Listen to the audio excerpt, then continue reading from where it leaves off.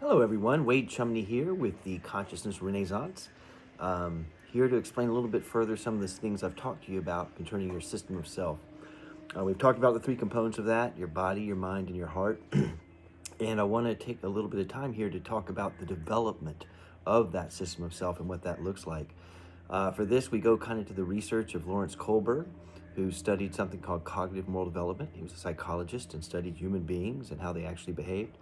And he provided this 7-stage model for how human beings develop in this sense.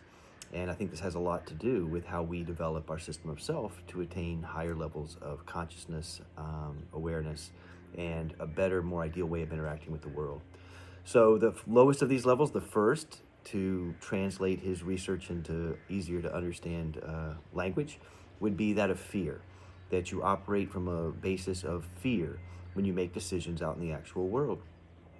Beyond that, if you move up to a second level, that's known as operating from the basis of desire.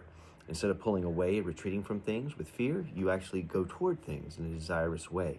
Obviously, you can't always get all you desire, so you're going to need to consider moderating those things. But the third level of development that he discusses, which applies to all of us, is that when you get to this stage, you start to follow belief conformity in making decisions.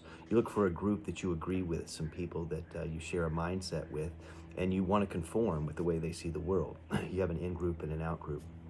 Now, the fourth stage of development is what could be understood as societal conformity, where you kind of get to a stage, he calls it law and order, where you feel like, oh, I'm a U.S. citizen or whatever your country you're a member of, and that you realize there's all these different little groups like you had at stage 3, but they must fit within some larger overarching whole, and that's this stage 4. Stage 5 is the real change where things really take place to something he calls the post-conventional level. Levels 1 through 4, he says about 80% of people fall within those stages. At level 5, this is the level of principled reasoning, where you make decisions based on principles of, say, human rights. And you start to realize that maybe the legal system that's a part of your country may not be as ideal as it could be. There are human rights that all of us should be due, regardless of what system we find ourselves in.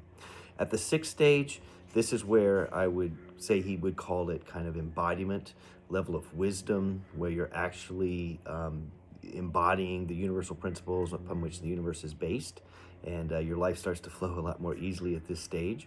And then his final stage is stage 7, which could be understood as perhaps enlightenment, the highest level any one can attain.